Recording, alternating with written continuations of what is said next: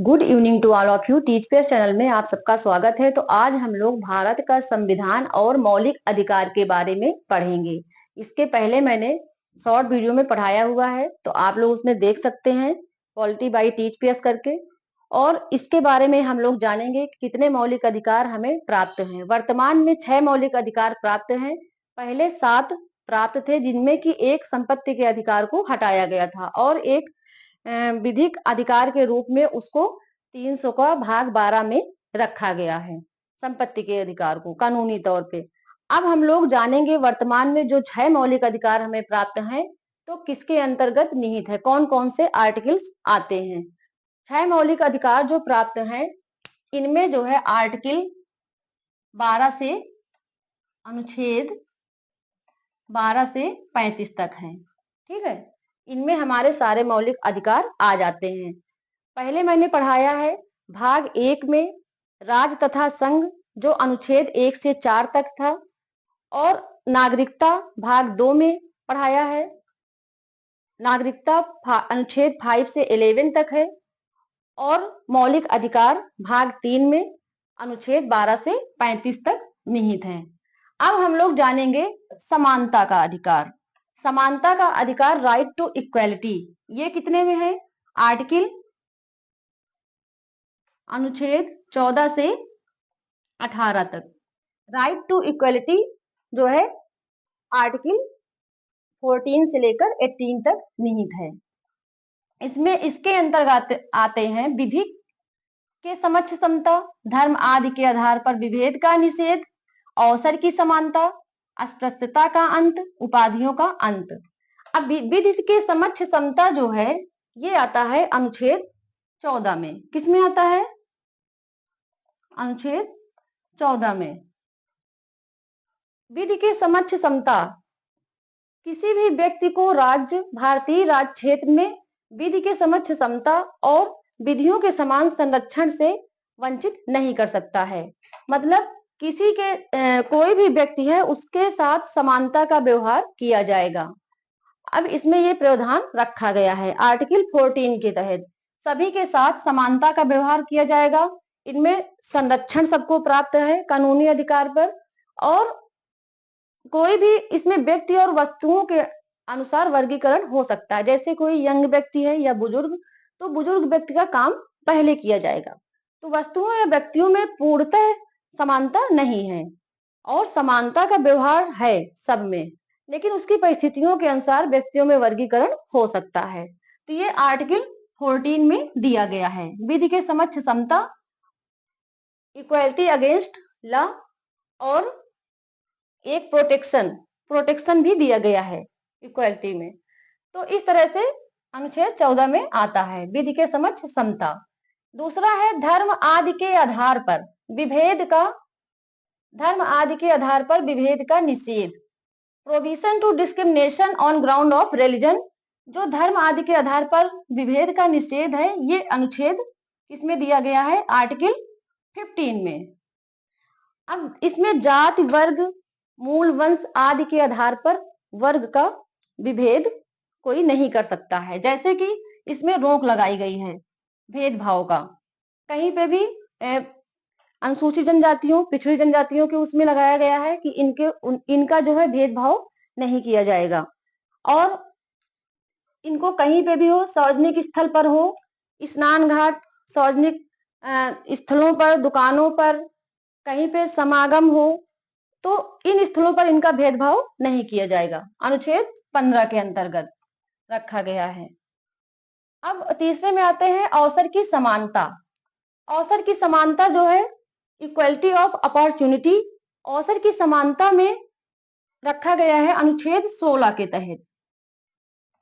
अनुच्छेद 16 में अवसर की समानता, इक्वलिटी ऑफ अपॉर्चुनिटी, इसमें सभी व्यक्तियों को समान अवसर प्राप्त होंगे, चाहे वो पेंशन हो, ग्रेच्युटी हो, पदोन्नति हो या नियुक्ति हो, सभी में समान अवसर सबको प्राप्त हैं।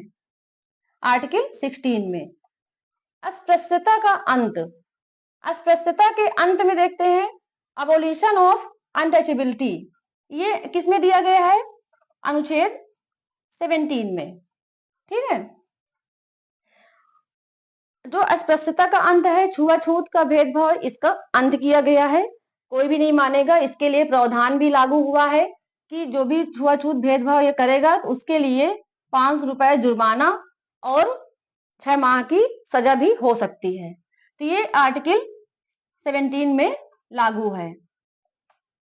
अबॉलिशन ऑफ अनटचेबिलिटी, अस्पृश्यता का अंत किया गया है। नेक्स्ट में आते हैं उपाधियों का अंत, अबॉलिशन ऑफ टाइटल्स। इसमें किसमें किया गया है? अनुच्छेद 18 में। उपाधियों का अंत किसमें किया गया है? अनुच्छेद 18 में। इसमें ये टाइटल्स जो है, कोई भी व्यक्ति यहाँ का विदेशी टाइटल्स प्राप्त नहीं कर सकता है बिना राष्ट्रपति की सहमति से। देखो, उपाधियों की संख्या जो है 120 रखी गई है, तो 120 उपाधियों से अधिक उपाधियां नहीं होनी चाहिए। और जो इसमें मार्टियल लॉ रखा गया है, जो सेना में होंगे निवृत्त अधिकारी लोग, वो एकेडमिक उपाधि के सिवाय कोई भी उपाधि प्राप्त नहीं कर सकते हैं, केवल विद्या से संबंधित उपाधि प्राप्त कर सकते हैं, एकेडमिक उपाधि। और इसमें कोई भी विदेशी सम्मान नहीं प्राप्त कर सकता है बिना राष्ट्रपति की सहमति से। तो आर्टिकल 18 में इसको रखा गया है, उपाधियों का अंत। अब हम आते हैं दूसरा, हमारा जो मौलिक अधिकार है, स्वतंत्रता का अधिकार, राइट टू फ्रीडम। इसको अनुच्छेद 19 से 22 में रखा गया है। आर्टिकल 19 से 22 में राइट टू फ्रीडम, इसके अंतर्गत आता है वाक एवं अभिव्यक्ति की स्वतंत्रता, जो कि 19 में आता है। सभा एवं सम्मेलन की स्वतंत्रता, यहां भी है 19, अनुच्छेद 19 में। संगठन या संघ बनाने की स्वतंत्रता, ये भी 19 में है। संचरण की स्वतंत्रता, ये भी 19 में है। निवास की स्वतंत्रता दी गई है इसके अंतर्गत, अनुच्छेद 19 में। उपजीविका आदि की स्वतंत्रता दी गई है अनुच्छेद 19 में। ठीक है, तो ये 19 में है। आर्टिकल 19 में क्या क्या दिया गया है? वाक एवं अभिव्यक्ति की स्वतंत्रता, कोई भी अपनी बात कहने की स्वतंत्रता है, किसी को रखने की स्वतंत्रता है, अपनी बात रख सकते हैं, कह सकते हैं। इसमें दिया गया सभा एवं सम्मेलन की स्वतंत्रता, कहीं भी आप लोग कॉन्फ्रेंस मीटिंग आयोजन कर सकते हैं, इसकी स्वतंत्रता दी गई है 19 में। संगठन या संघ बनाने की स्वतंत्रता दी गई है, कहीं पे ग्रुप या समूह बनाने की जो भी स्वतंत्रता है इसमें दी गई है, आयोजन कर सकते हैं। संचरण की, कहीं आने जाने की स्वतंत्रता है 19 के अंतर्गत। निवास की स्वतंत्रता है, ठीक है। उपजीविका की स्वतंत्रता है, कहीं पे सड़कों में व्यापार कर सकते हैं, कारोबार शुरू कर सकते हैं, इसकी स्वतंत्रता दी गई है। तो अब आते हैं दोष सिद्धि के संबंध में संरक्षण। दोष सिद्धि के संबंध में संरक्षण जो है अनुच्छेद किसमें दिया गया है? 20 में। तो इसमें क्या है कि कोई भी व्यक्ति अगर दोषी है तो उसको अपराधी तब तक साबित नहीं किया जा सकता है जब तक कि कानूनी रूप से वो अपराधी ना हो। तो विधि के अधीन जब तक अपराधी नहीं होगा तब तक उसे अपराधी साबित नहीं किया जा सकता है। इसमें इसको संरक्षण दिया गया है अनुच्छेद 20 के तहत। दोहरे संरक्षण का भी प्रावधान रखा गया है अनुच्छेद 20 के आधार पर। किसी भी व्यक्ति को एक अपराध के लिए एक से अधिक दंड नहीं दे सकते हैं, इसके अंतर्गत भी आर्टिकल 20 में दिया गया है। अब आते हैं नेक्स्ट में प्राण और दैहिक स्वतंत्रता। जो प्राण एंड दैहिक स्वतंत्रता है, ये अनुच्छेद किसमें रखा गया है? 21 में। आर्टिकल 21 में प्राण और दैहिक स्वतंत्रता है, जीविकोपार्जन की स्वतंत्रता है, जीवन जीने का अधिकार है, शिक्षा का अधिकार है। तो इस तरह से इसमें अनुच्छेद 21 में दिया गया है। अब हम बात करते हैं प्राण और दैहिक स्वतंत्रता की। कोई भी व्यक्ति अपने प्राण देने की स्वतंत्रता उसको है, स्वेच्छा से वो अपना दे सकता है, सुसाइड कर सकता है इसमें। लेकिन जब अगर कानून के अधीन है, वो संरक्षण में है, तो उसे ये स्वतंत्रता नहीं मिलती है कि वो अपना सुसाइड कर सकता है। जीविकोपार्जन का अधिकार दिया गया है इसमें, राइट टू ऑक्यूपेशन की, जो कि कहीं पे भी अपना जीविकोपार्जन कर सकता है। सड़कों में दुकानें उकानें सब लगाते हैं, इनको ये भी अपना जीविकोपार्जन कर सकते हैं। इसकी स्वतंत्रता 21 के अंतर्गत दिया गया है। जीवन जीने का अधिकार, राइट टू लाइफ ये भी दिया गया है 21 के तहत। अपने हिसाब से जीवन जीने का अधिकार है, कहीं भी आने जाने का एकांतता का अधिकार इसमें है, ठीक है। विदेश जाने का अधिकार भी इसमें दिया गया है 21 के तहत, और जीवन जीने का अधिकार भी 21 के तहत दिया गया, अनुच्छेद 21 में। शिक्षा का अधिकार, राइट टू एजुकेशन, ये भी 21 में दिया गया है। हाँ, तो हम बात कर रहे थे शिक्षा के अधिकार की। शिक्षा जो राइट टू एजुकेशन है, इसमें आर्टिकल 21 के तहत इसको रखा गया है। और शिक्षा के अधिकार में जैसे कि 1 अप्रैल 2010 में लागू किया गया था कि 14 वर्ष से कम आयु के बालकों को निःशुल्क शिक्षा प्रदान की जाए, और जो 6 वर्ष से कम आयु के बच्चे हैं उनको पढ़ाना लिखाना, उनका पालन पोषण करना माता पिता का ये मूल कर्तव्य है। इसको इसके अंतर्गत निहित किया गया है आर्टिकल 21 के अंतर्गत। अब हम आते हैं तीसरे में, शोषण के विरुद्ध अधिकार। ये किसमें है? राइट अगेंस्ट एक्सप्लॉयटेशन, ये है 23-24 में, अनुच्छेद 23 से 24 में, ठीक है। बाल श्रम का प्रतिषेध किया गया है, अनुच्छेद 23 में रखा गया है इसको। आर्टिकल 23 में दास प्रथा का अंत किया गया है। बेगार तथा बाल श्रम, मनुष्यों तथा वस्तुओं की भांति क्रय विक्रय मनुष्यों का, स्त्रियों और बच्चों का अनैतिक व्यापार, बंधुआ मजदूरी, ये सब इसमें 23 में रखा गया है। पहले लोग छोटे छोटे बच्चों को कारखानों में लगा देते थे, कहीं पे भी काम में लगा देते, दुकानों में लगा देते थे, तो इनका ये अंत हुआ है। दास प्रथा का भी हुआ है, जिसमें कि कोई भी किसी का नौकर नहीं है, कोई भी किसी की नौकरी नहीं करेगा। बेगार तथा बाल श्रम अधिनियम लागू किए गए हैं। जितने भी बालकों से जो श्रम करवाते थे, उनका शोषण होता था, ये सब हटाया गया है। मनुष्यों का वस्तुओं की बात, पहले देखो क्रय विक्रय कर देते थे, कभी कोई अपने बच्चों को बेच देता था, किसी को भी, तो इस तरह ये सब हटाया गया है 23 के अंतर्गत। बंधुआ मजदूरी हटाई गई है, और बालकों के नियोजन का प्रतिषेध, ये अनुच्छेद 24 में रखा गया है, ठीक है। तो इसमें जो है बालकों के नियोजन का प्रतिषेध, इसमें इसके अंतर्गत कई अधिनियम स्थापित किए गए हैं, जैसे कि बालकों को कहीं पे भी कारखाने में, कोयला खानों में लगा देते थे, ठीक है, और बागानों में लगा देते थे काम के लिए। तो जो कारखाना अधिनियम 1948 और शिशु अधिनियम, बागान अधिनियम और बाल नियोजन अधिनियम 1938 के तहत ये सब इनको हटाया गया है। तो बालकों के नियोजन का प्रतिषेध 24 में रखा गया है। शोषण के विरुद्ध का अधिकार 23 से 24 आर्टिकल में निहित है। नेक्स्ट में आते हैं धार्मिक स्वतंत्रता का अधिकार। धार्मिक स्वतंत्रता का अधिकार, right to freedom of religion, इसमें जो है अंतःकरण आदि की स्वतंत्रता है, ये रखा गया है अनुच्छेद 25 में। ये 25 से 28 तक रखा गया है, ठीक है। अनुच्छेद 25 से 28 में धार्मिक स्वतंत्रता का अधिकार। अंतःकरण आदि की स्वतंत्रता है, जिसमें कि कोई भी अपने धर्म के अनुसार कर्मकांड कर सकता है, किसी को भी धर्म बदलने की आवश्यकता नहीं है इसमें, उसके साथ जबरन धर्म उसका नहीं बदला जा सकता है, ये सब इसके अंतर्गत निहित है। धार्मिक कार्यों के प्रबंधन की स्वतंत्रता, धार्मिक कार्य कोई भी कर सकते हैं अपने अपने धर्म के अनुसार, ये आर्टिकल 26 में रखा गया है, ठीक है। धार्मिक कार्य प्रबंधन, जो कि संप्रदायों का, कितने भी धार्मिक संप्रदाय हैं उनको स्थापित कर सकते हैं, जैसे रामकृष्ण मिशन है, ठीक है, इनको चलाते हैं लोग, तो अपने अपने धर्म का वो कर सकते हैं, उनको कोई भी स्वतंत्रता उनकी छीन नहीं सकता है।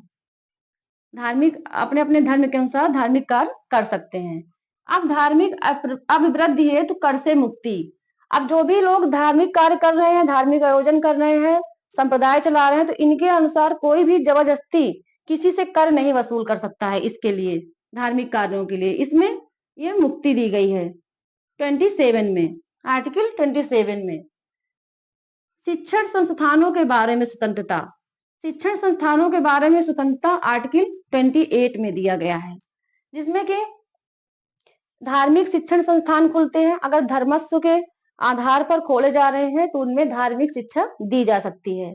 और कोई भी धार्मिक कार्य कर रहा है, धार्मिक शिक्षण संस्थान खोले जा रहे हैं, तो उनमें सभी को स्वतंत्रता दी गई है 28 में। ठीक है, उसमें धार्मिक शिक्षा दी जा सकती है शिक्षा संस्थानों में। नेक्स्ट में आते हैं जो हमारा 5 राइट फंडामेंटल राइट्स है। 5वां संस्कृति तथा शिक्षा संबंधी अधिकार। संस्कृति तथा शिक्षा संबंधी अधिकार, कल्चरल एंड एजुकेशनल राइट, इसको दिया गया है अनुच्छेद 29 से 30 में। ठीक है, आर्टिकल 29 से 30 में।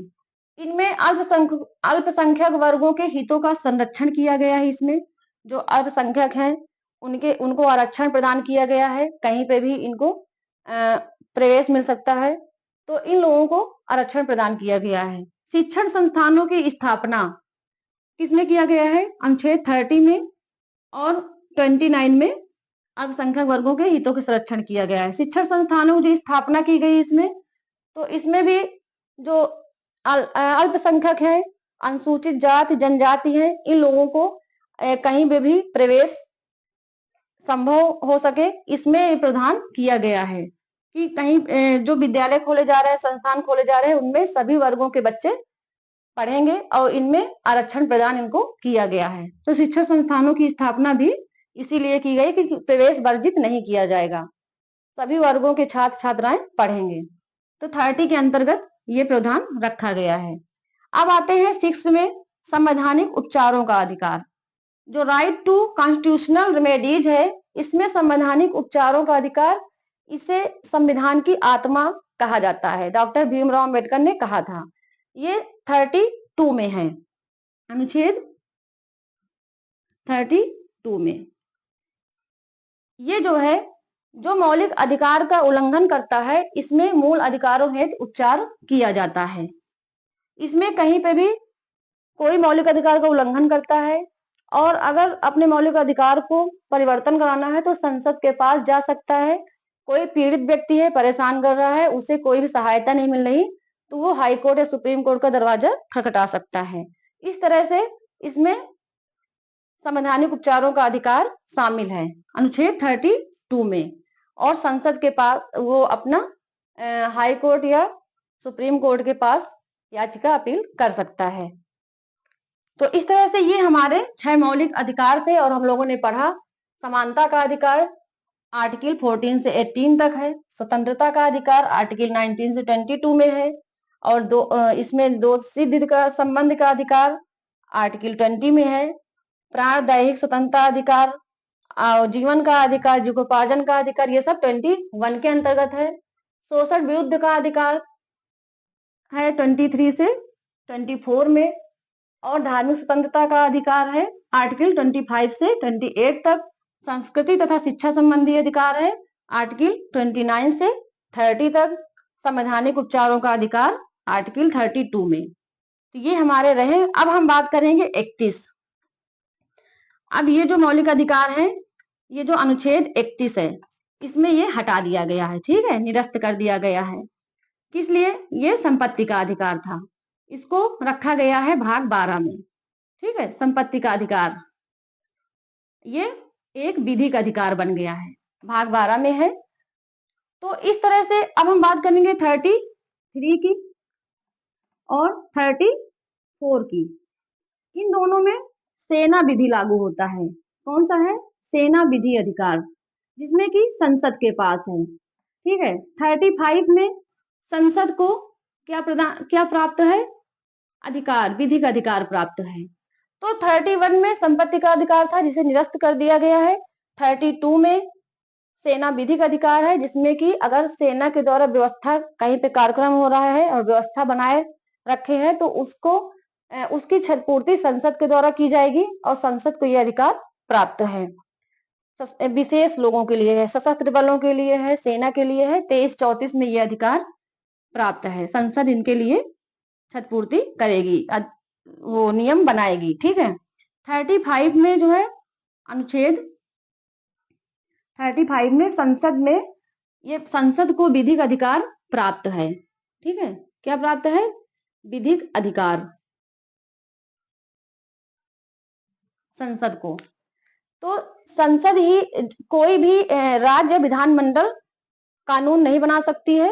35 के अनुसार संसद को ही यह अधिकार प्राप्त है कानून बनाने का, पार्लियामेंट को। तो इस तरह से हम लोगों ने देखा कि अनुच्छेद 12 से लेकर 35 तक मौलिक अधिकार निहित हैं, जो कि हम लोगों ने पढ़े और आप लोगों को समझ में आया होगा। रिवाइज करते रहिएगा। मिलते हैं नेक्स्ट वीडियो में।